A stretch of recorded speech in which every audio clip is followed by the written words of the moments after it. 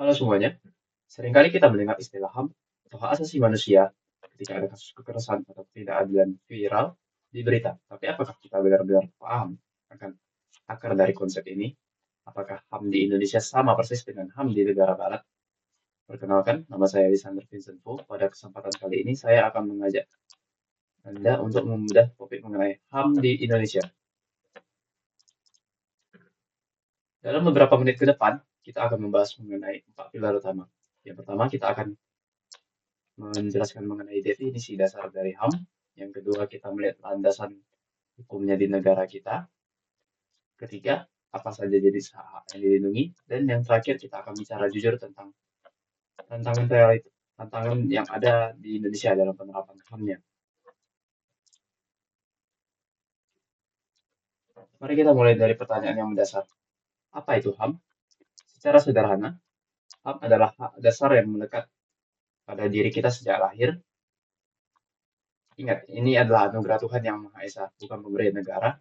Karena bukan pemberian negara, maka negara tidak berhak mencabutnya semena-mena. Konsep ini sebenarnya berakar dari pemikiran dari seorang filsuf pada abad ke-17 yang bernama John Locke. Locke menyebut 3 hak alamiah atau natural rights. Yang pertama ada right to live atau hak untuk hidup, right to liberty atau hak untuk kebebasan, dan right to property atau hak atas kepemilikan. Ketiga prinsip inilah yang kemudian menjadi nyawa bagi Deklarasi Universal HAM atau UDHR PBB pada tahun 1948 yang menjadikan HAM sebagai standar peradaban dunia modern. Lantas, bagaimana Indonesia mengadopsi konsep ini? Di Indonesia mempunyai karakteristik unik. Kita tidak menganut liberalisme murni. Landasan kita adalah Pancasila. Di sini, HAM selalu berdampingan dengan KAM atau kewajiban asasi manusia. Artinya kebebasan kita dibatasi oleh hak orang lain. Kita menekankan keseimbangan antara hak individu dan kepentingan bersama. Setiap manusia memiliki haknya dan kewajibannya masing-masing yang perlu dipenuhi. Secara hukum, komitmen kita sangat kuat. Yang pertama ada di Undang-Undang Dasar 1945 yang di satu bab khusus ini ada yaitu bab 10A pada pasal 28A sampai 28C yang menjamin hak hidup, pendidikan, hingga ekonomi. Turunannya ada di Undang-Undang Nomor 39 Tahun 1999. Ini adalah kitab sucinya penegakan HAM di level operasional.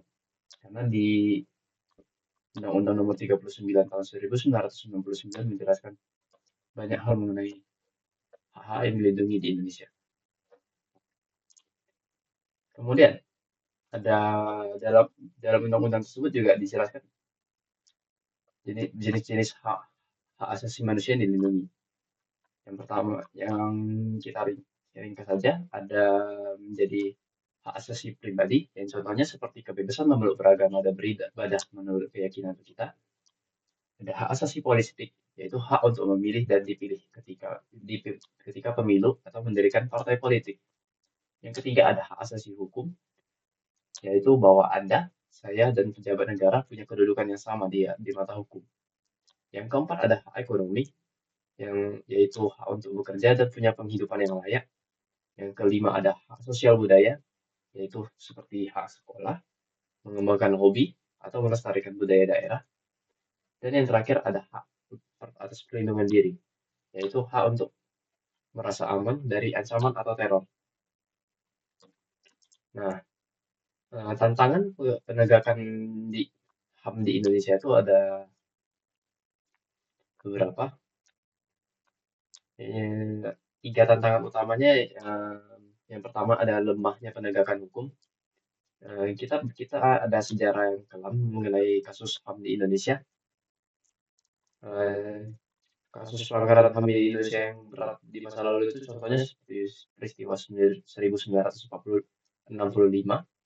G30 SPKI, isu di Papua yang melibatkan OPM atau Operasi Papua Merdeka, dan contoh yang diadakan rutin di Jakarta itu adalah acara Kamisan yang dirayakan setiap Kamis untuk memperingati tragedi di suatu universitas.